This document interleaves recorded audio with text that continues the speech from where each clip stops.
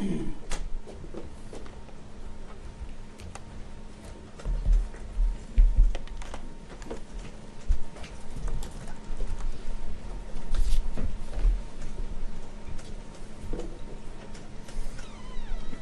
morning, and as you may have noticed, the chairman and I are joined today by the CENTCOM commander, Admiral Bradley Cooper. He just returned from the front lines to see the troops and meet with allies, and this morning briefed us, just before this briefing, on the latest on all aspects of Operation Epic Fury. So after the chairman concludes, we'll ask Admiral Cooper to share a quick update on the ground truth from his trip to the region as he continues to implement an ironclad blockade and ensures that our forces are maximally postured to restart combat operations should this new Iranian regime choose poorly and not agree to a deal.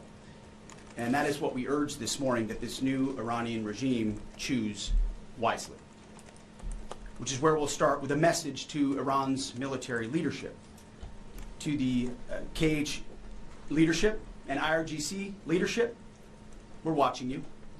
Our capabilities are not the same, our military and yours. Remember, this is not a fair fight. And we know what military assets you are moving and where you are moving them to. While you are digging out, which is exactly what you're doing, digging out of bombed out and devastated facilities, we are only getting stronger. You are digging out your remaining launchers and missiles with no ability to replace them. You have no defense industry. No ability to replenish your offensive or defensive capabilities. You only have what you have. You know that, and we know that. You can move things around, but you can't actually rebuild. You can dig out for now, but you can't reconstitute. But we can. We are reloading with more power than ever before, and better intelligence. Even more importantly, better intelligence than ever before, as you expose yourself with your movement to our watchful eye. We are locked and loaded on your critical dual-use infrastructure, on your remaining power generation, and on your energy industry. We'd rather not have to do it, but we're ready to go at the command of our president and at the push of a button. This blockade, which the chairman will detail this morning, is the polite way that this can go. Your energy is not moving and will not move, and we can do this all day. But it's not destroyed yet. Your energy industry is not destroyed yet. You'd like to say publicly, Iran, that you control the Strait of Hormuz, but you don't have a navy or real domain awareness. You can't control anything. To be clear, threatening to shoot missiles and drones at ships, commercial ships that are lawfully transiting international waters, that is not control.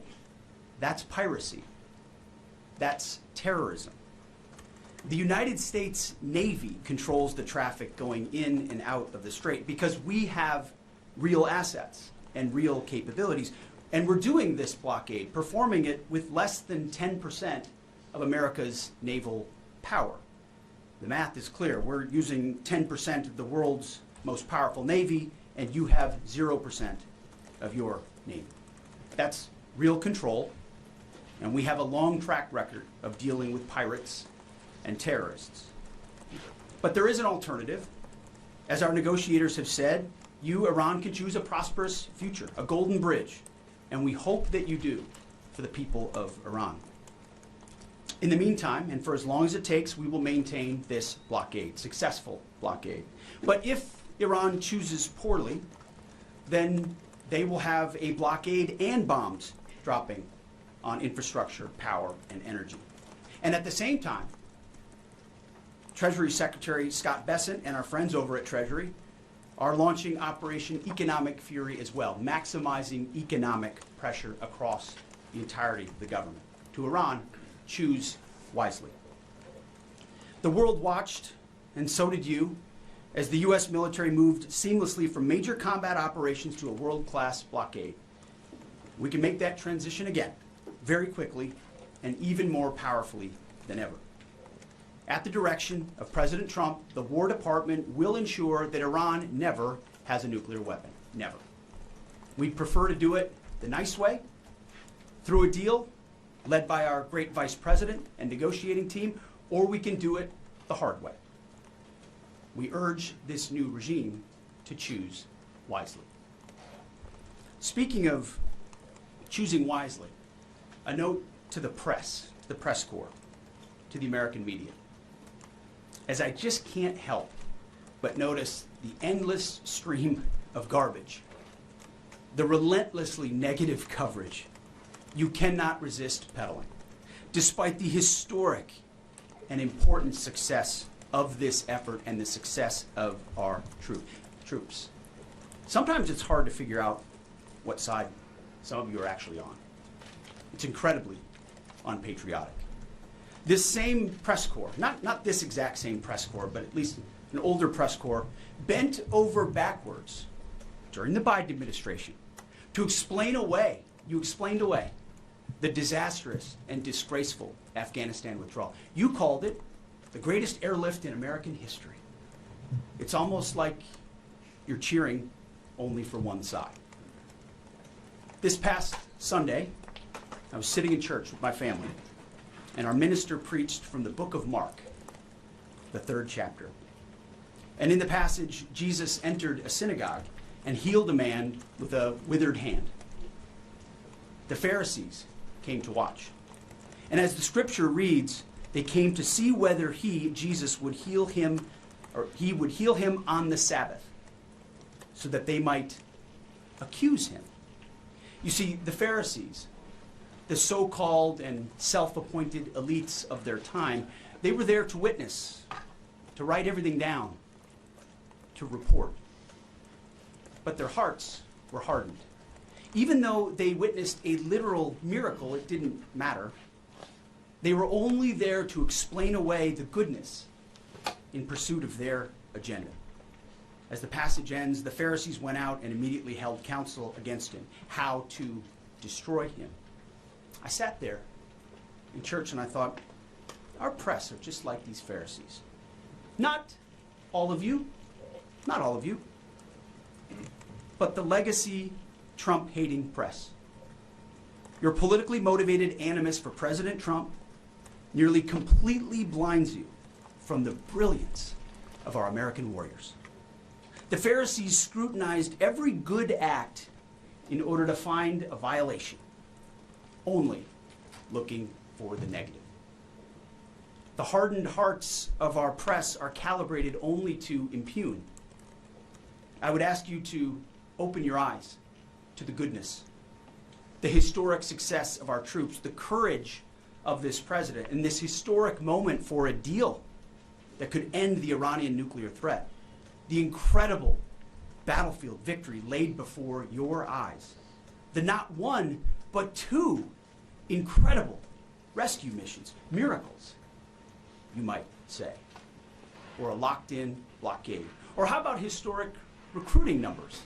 Yesterday, we announced that the Air Force and the Space Force met new higher goals in FY26, 5 months in advance of the end of the fiscal year, five months ahead of time. The Marine Corps and the Army will soon do the same.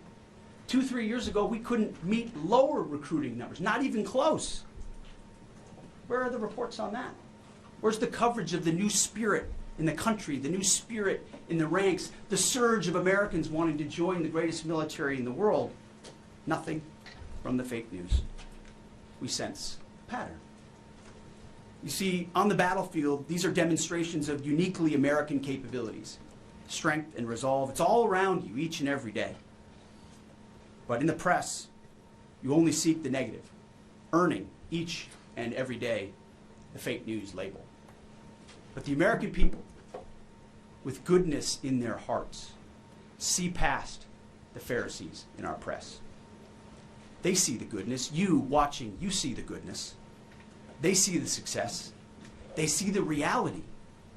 And they don't demand perfection, and perfection is not possible on any battlefield. But they see the incredible feats that our troops accomplish every single day.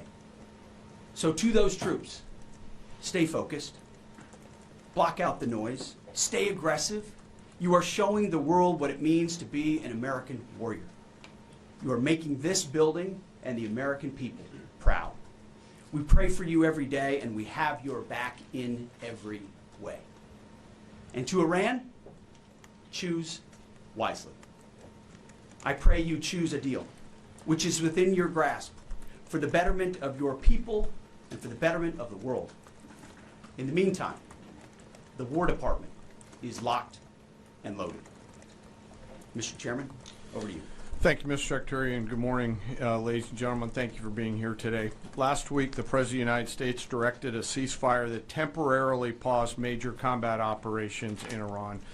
The unprecedented effort by America's joint force during Operation Epic Fury set the conditions for this ceasefire.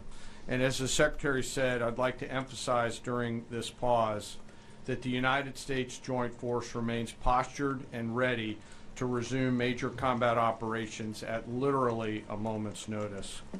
This morning, I'd like to give you an update on the ongoing blockade in the CENTCOM AOR area of responsibility. On Monday, 13 April at 10 a.m. Eastern Standard Time, at the direction of the President, America's joint force began implementing a blockade against Iran under the leadership of Admiral Cooper and the team at CENTCOM. Let me be clear, this blockade applies to all ships, regardless of nationality, heading into or from Iranian ports. The U.S. action is a blockade of Iran's ports and coastline, not a blockade of the Strait of Hormuz. Enforcement will occur inside Iran's territorial seas and in international waters. In addition to this blockade, the joint force, through operations and activities in other areas of responsibility, like the Pacific area of responsibility under the command of Admiral Paparo, will actively pursue any Iranian-flagged vessel or any vessel attempting to provide material support to Iran. This includes dark fleet vessels carrying Iranian oil. As most of you know, dark fleet vessels are those illicit or illegal ships evading international regulations, sanctions, or insurance requirements. More than 10,000 sailors, Marines, and airmen, over a dozen ships and dozens of aircraft are executing this mission. And let me walk you through this operation a little bit. Please go to the first slide. First to the graphic. This is taken before the blockade began. North is up. You can see the blockade line here in the center of the graphic, denoted by the red dashed line. This map is a pull from our common operating picture that we use to allow commanders and key leaders to see what is happening in near real time. We just grabbed screen grabs to highlight the actions and activities. What is not shown is how incredibly congested this area is and the incredible work that our sailors are doing to ensure that they can work in and around an incredibly busy water space. What is also not depicted here is the massive force of fighters, intelligence aircraft, helicopters, and other embarked forces, to include aerial refueling tankers, that are up overhead this blockade area. You'll note that the U.S. forces are in blue, Iranian ships are in red, and as we started this blockade, there were 7 ships of interest that were of concern for U.S. Central Command. Through a variety of intelligence tools and with the assistance of the Office of Naval Intelligence and other intelligence agencies, the force began to hunt for potential interdictors at 10 a.m. Eastern Standard Time. Next slide, please. It's now 12:40 Eastern Daylight Time, 2 hours and 40 minutes into the blockade, as attempted blockade runners attempt to hop the line. U.S. forces began to commit.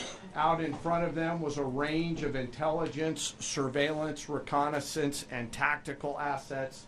And immediately these runners began to see, sense, and feel America's combat power compressing upon them. The lead ship, normally a destroyer as depicted here, along with air power off of the USS Abraham Lincoln Strike Group, began to move towards those ships. At each point, the United States Navy will transmit a warning. A young sailor, normally on the bridge of one of those destroyers, a junior officer, picks up that mic and transmits, and I quote, "Do not attempt to breach the blockade. Vessels will be boarded for interdiction and seizure transiting to or from Iranian ports. Turn around or prepare to be boarded. If you do not comply with this blockade, we will use force." And as this message is being transmitted, as I mentioned earlier, those shipmasters can literally see, sense, and feel the pressure around them. It's a finely tuned machine, rehearsed multiple times, and executed now 13 times since the blockade has begun. Next slide, please. We're now 24 hours plus into the blockade. You can see the turning around of multiple ships, 12 of which stayed inside the blockade line, one of which not depicted off to the eastern side, turned around before even attempting it.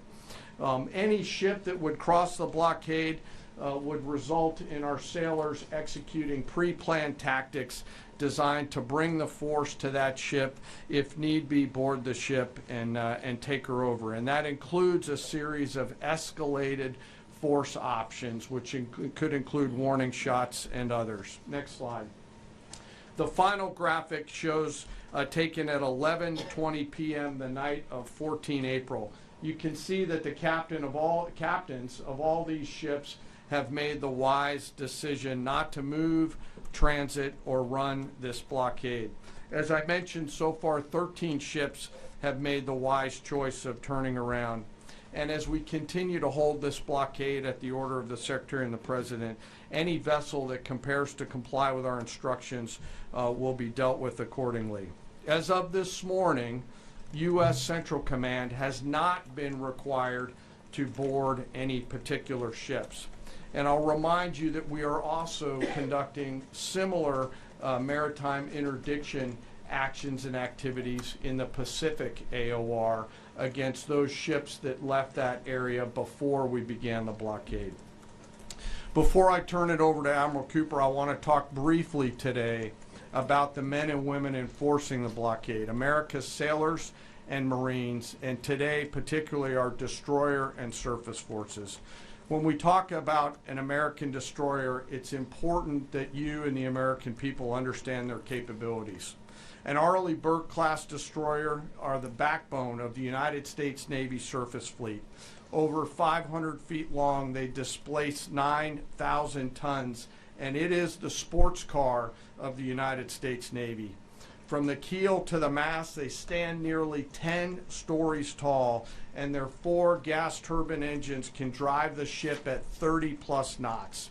These ships are armed to the teeth with surface-to-air missiles, land attack cruise missiles, anti-ship missiles, anti-submarine rockets, torpedoes, 5-inch naval guns, multiple electronic warfare systems, embarked helicopters, extending the reach and capability of each and every one of these destroyers. But far and away, the most important weapon on board these ships is the American sailor. Over 300 warfighters are the heart and soul of these warships. At sea, sometimes for months, and these ships out in the CENTCOM AOR have been out there for months. They operate around the clock in a constant state of readiness, always delivering for our joint force. It's hot in the engine room. The engineering team keeps the lights on and the ship powered and able to respond to the orders from the bridge.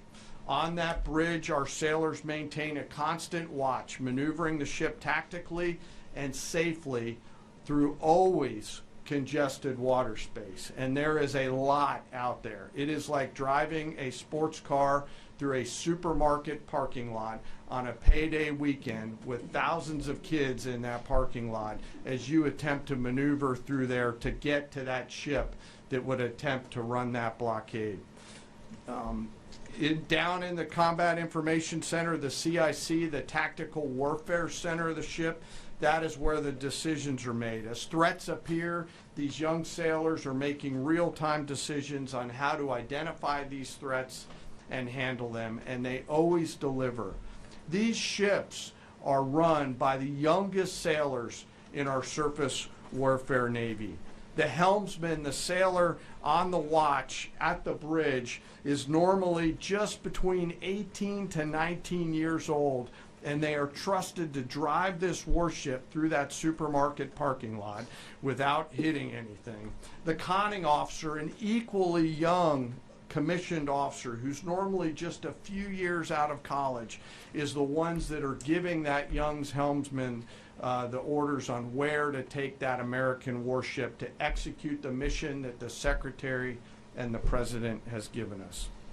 These are incredibly well-trained sailors. They are led by incredible leaders, salty, experienced leaders, and trusted with deep responsibility. And I'm so humbled and proud of America's Navy.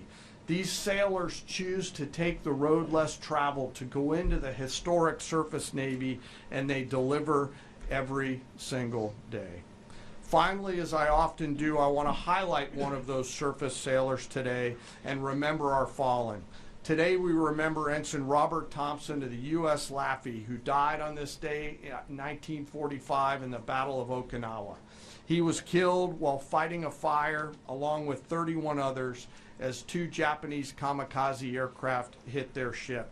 He passed away 1 week after his 22nd birthday and was posthumously awarded the Navy Cross. We remember Ensign Thompson today and all of our World War II vets who continue to give us the gift of a great example. And those surface warfare sailors who are out there doing the job right now take the courage, grit, and determination that those World War II vets gave us into these actions and activities that they're tasked to do every single day. So now I'd like to turn it over to Admiral Cooper to give us a readout of his recent trip to the region. Well, good morning, and Mr. Secretary, thank you for the kind invitation, and Chairman, great to join you. It's a real honor to be here representing the more than 50,000 American service members deployed throughout the Middle East today, supporting operations. And it's great to have the opportunity to highlight the tremendous efforts our warfighters operating forward and the important partnerships with regional allies that continue to thrive. In fact, yesterday I returned from my second trip to the Middle East in the past 15 days. 2 very different visits, one during our offensive operations against Iran, and the second in this most recent trip during the ongoing ceasefire. Very different. During both of my recent trips, I visited with our troops who were deployed across the region in more than 70 different locations, in a distance that largely spans between Florida and Arizona. I've long believed that every success that we have starts and ends with our people, and boy does this shine through brightly.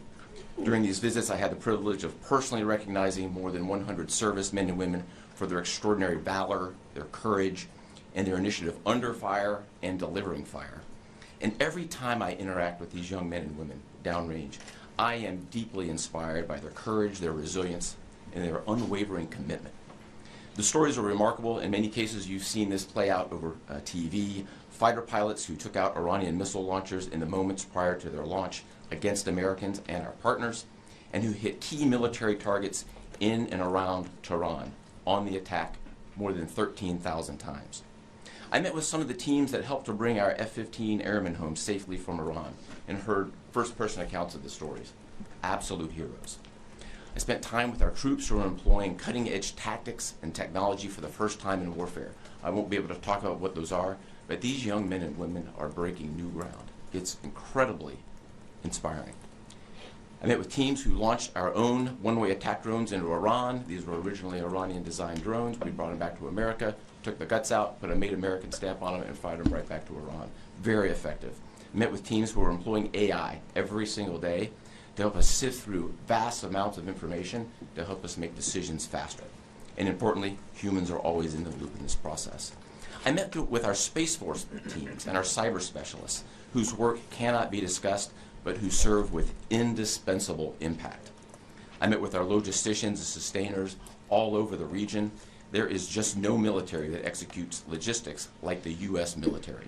This group is doing exceptional work, moving thousands of tons every single day. I met with our air defenders who shot down Iranian ballistic missiles.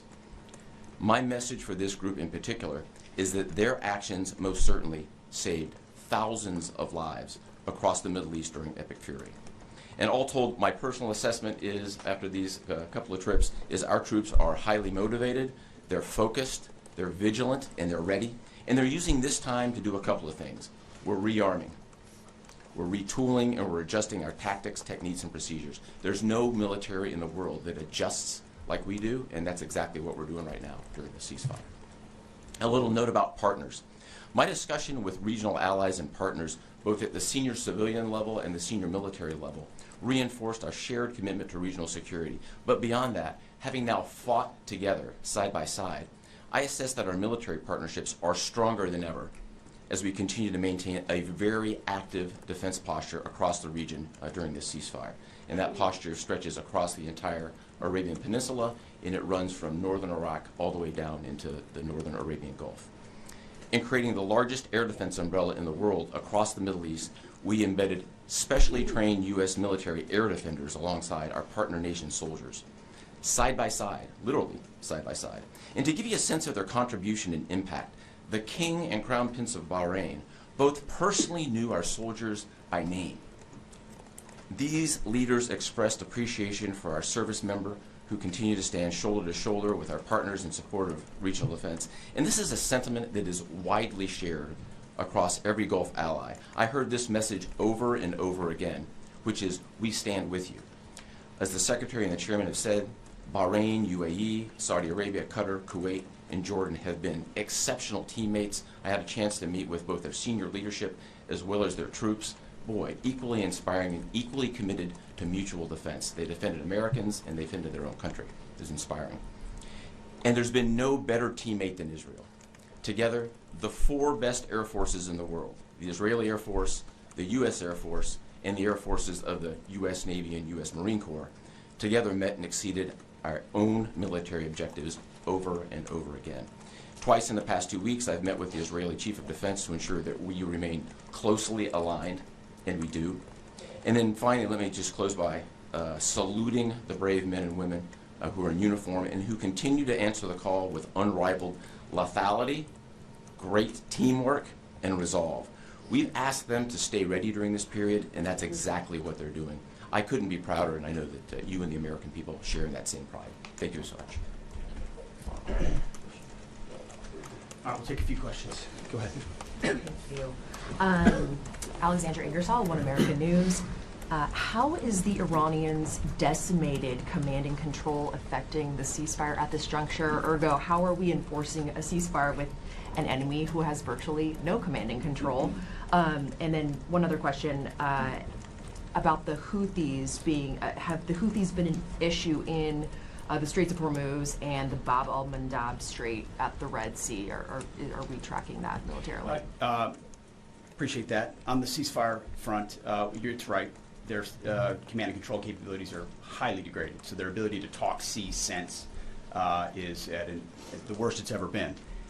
But their motivation to want to stay in the ceasefire is very high because they understand that a violation of that ceasefire means a commencement, once again, of Admiral Cooper's forces, which went very poorly for them. So they have a high incentive to maintain that ceasefire, even though they can't talk and organize as well as they'd like to. And then as far as the Houthis, thus far, they have stayed out of it, which, of course, we think is a good decision by them, and I think is a reflection of the fact that over a year ago in Operation Rough Rider, we had an ongoing and intense campaign that demonstrated American capabilities, which has them hesitating to want to do something on that strait, which I think would be a poor choice. Good morning, Mr. Secretary, gentlemen. David Zia, Real America's Voice. As commercial shipping ramps up, you know, there was 130 ships a day going through there. As that happens, ships have to anchor up, right, and wait to pass through the narrow strait. Is there any progress with an international force to phase out U.S. military-led escorts or other? Is anyone stepping up to do that? It's a great question. long term? They should be. There's a lot of talk, and what we've seen in this conflict from allies, and there's a lot of talk, except for the ones that were mentioned by Admiral Cooper in the region, who've been phenomenal. Other allies have talked a lot and haven't done anything. And as the President has pointed out, this is a waterway that the American commerce doesn't use all that much. We don't rely on the energy coming out of the Strait of Hormuz, but Asia does, and Europe does, and large parts of the rest of the world do. And so their ability to muster a collective defense or a clearing of the straits would be a wonderful thing. And we hear and see the talk about it, but when shots were fired and those countries were needed the most, they weren't there. They weren't in the strait. They weren't alongside us. Their leaders weren't rallying what they have of their navies. If they decide after CENTCOM does the heavy lifting, which again, they should be able to do. We should live in a world where other countries can defend waterways, not just the United States Navy. Should that conclude, which we believe it will, then we would welcome other countries coming in after the fact. But you can't live in a world in perpetuity, and this is a message to the rest of the world and our allies, where you just rely on America to continually do the heavy lifting. Oh, Iran might get a nuclear bomb. Who's going to do something about it? America. And America only. Other allies need to invest in their capabilities so they can project power and do basic tasks like clearing a strait. So we're not counting on it, but it would be wonderful to see it if it ever materialized. Yes? Thank you, Mr. Secretary. Thank you all for your time. I have a couple questions. I know you said a few weeks ago that Iran's supreme leader was wounded and disfigured. Do you have an update on whether he's even alive at this point? And then another question for you. Iranian embassy accounts are sharing an AI video of Jesus Christ kind of bloodily killing President Donald Trump. Does the Pentagon have a response to this, including the fact that this AI Jesus is casting Trump into hell? And then finally, for Admiral Cooper, could you speak to us about the morale of the American service members that you're seeing in the Middle East? I think Americans are really interested in what their experiences and testimonies are like. As far as the status of the individual you mentioned, I believe it's the same. Not a lot coming from him right now, understandably so, a lot of fear. Believed to be alive, wounded, and disfigured. Status remains the same. As far as a video like that, of course, that's disgusting and detached from reality. Iran says a lot of things in the propaganda space based on complete lies, and their actions have been lies. Oh, we don't target, we see missiles going into civilian facilities and hotels in the Gulf states. They say we only target military targets, as you watch drones and missiles go into. So they are going to misrepresent, lie, spin in a multitude of ways, which we are quite used to. Ultimately, they need to come to the table and make a deal. And I'll hand it over to Admiral Cooper, please. Yeah, I would just reiterate my previous comment. Morale is very high. And anyone in the military can take about 2 seconds to figure out what morale looks like by meeting around it with the people. And it is crystal clear. These are motivated young men and women. I had the wonderful privilege of writing a letter early on in the operation to the team forward. And I told them this was going to be a mission of extreme consequence. And serving at a time where you are making a difference, consequential, as the Secretary and the Chairman have described over and over again, is incredibly and deeply meaningful. And I think that's the key part of the drive, as well as being great teammates across the board. It's a privilege to watch. Jerry. Thank you. Jerry Delmevio with Just the News. I have a couple of questions. First is some critics of the Trump administration policy, including former NCTC Director Joe Kent, have attempted to claim that the Trump administration's policy of zero enrichment for the Iranians is not actually President Trump's policy, but was foisted upon him by the Israelis. Looking back, doing a bit of a refresher for myself, I saw that zero enrichment was the Trump State Department's policy in the first admin. Let me just stop for a second. As someone who, unlike the individual you referenced, is in the presence of the president nearly every day and has been inside every single key meeting that has happened surrounding the idea of Operation Epic Fury, not a single thing has been foisted upon the President of the United States. President Trump makes his own decisions about the interests of this country and defending our interests, and then working with allies and partners, in this case, Israel, who's got a lot of will and a lot of capabilities, which we're grateful for. Nothing gets foisted on President Trump.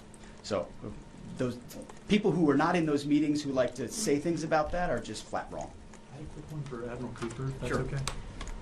Thank you, sir, and thank you for being here. So during Operation Epic Fury, 13 U.S. service members have lost their lives. Some of them in an apparent aircraft refueling accident, and some of them from Iranian strikes, including a drone strike. I was wondering if you could share a little bit with us about how that those Iranian strikes were able to be successful, and what lessons you've learned, and how you're applying those lessons in the future to make sure that we're able to defend a little bit better against that sort of Sure, thing. a really broad question, but first, we will always honor the fallen, and the 13 who lost their lives really helped steel the resolve and congeal the motivation of the forces that are concerned. I met many people who knew the fallen personally. I met many who were reported as wounded and are back. 90% of those who have been wounded have been back to duty. It gives you a sense of purpose and motivation. We have collected dozens, if not hundreds, of lessons learned. And as we sit here right now, the Joint Force across the board is taking them and very tactically applying them right now, right here, right now. If I think about a football analogy, if it's halftime or between the third and fourth quarter, great teams are always adjusting, and we are certainly a great team, and that's what we're doing right now, taking the lessons and applying them in a meaningful way. What those are, I'm not going to talk about. I'll say they extend also outside of CENTCOM and across the rest of the Joint Force. We are a learning organization, so adversaries around the world should recognize that and be aware of that. No doubt. And likewise, I mean, the chairman and I have had the opportunity to greet those 13 and their families at Dover, and it does steel our resolve. And I can just attest to the planning that went into every aspect of this, and force protection, ensuring that CENTCOM has whatever it needs and that they're taking the proper posture has always been number one in this effort. Last question. Thank you, Secretary Hegseth. There's reporting that says U.S. intelligence indicates China is preparing weapons shipments to Iran during this ceasefire. What's your reaction? Are these reports accurate, and what would be the consequences for the Chinese if they move forward with these shipments? Well, as you know, President Trump has a very strong and direct relationship with President Xi, and they've communicated on that, and China has assured us that that indeed is not going to happen, and in the spirit of the meeting they'll have next month. Thank you very much. Is the U.S. planning on military action against Cuba? Navy still, Mr. Secretary. Mr. Secretary.